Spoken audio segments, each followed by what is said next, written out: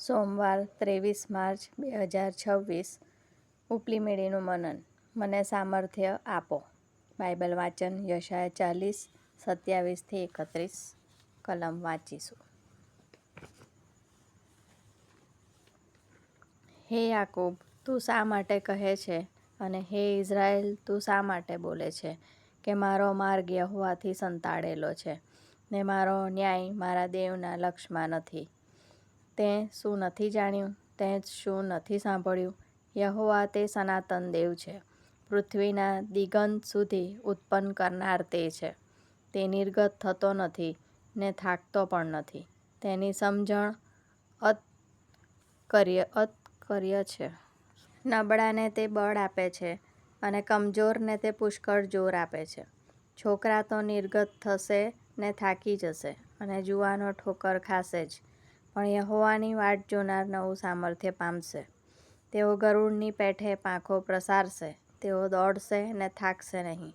તેઓ આગળ ચાલશે ને નિર્ગત થશે નહીં. આમેન.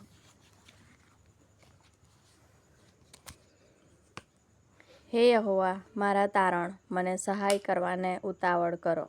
ગીતશાસ્ત્ર 38:22. કેટલીક વાર હું નવા દિવસ તરફ જોઈને મારી જાતને પ્રશ્ન પૂછું છું કે મને જરૂરી સામર્થ્ય ક્યાંથી મળશે. જ્યારે હું મારી પરિસ્થિતિ પર વિચાર કરું છું, ત્યારે હું દાઉદ રાજા વિશે વિચારું છું.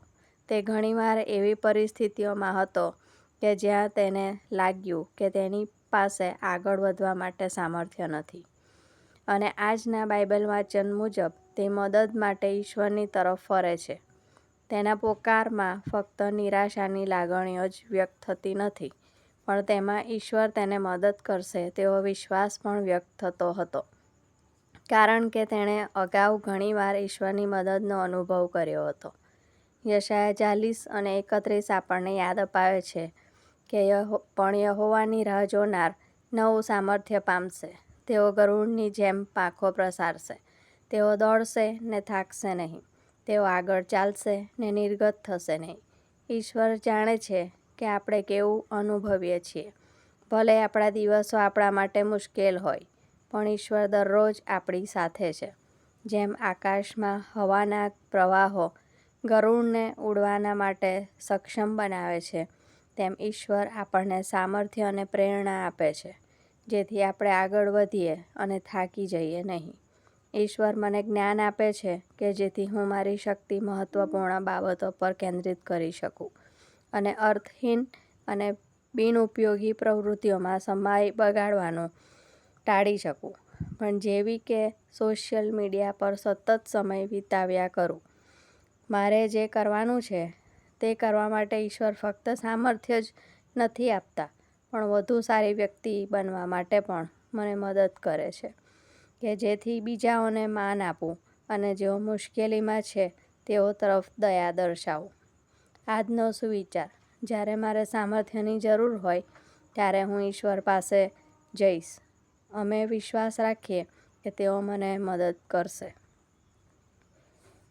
મધ્યસ્થી: જેઓમાં પ્રભુના સામર્થ્યનો અભાવ છે.